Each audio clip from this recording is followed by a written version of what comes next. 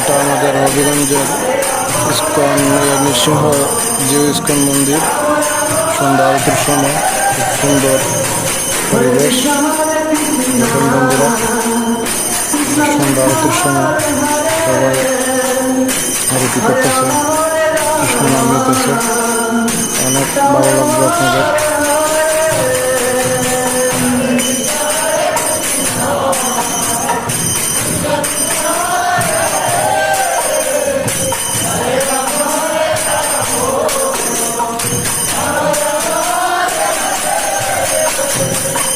Krishna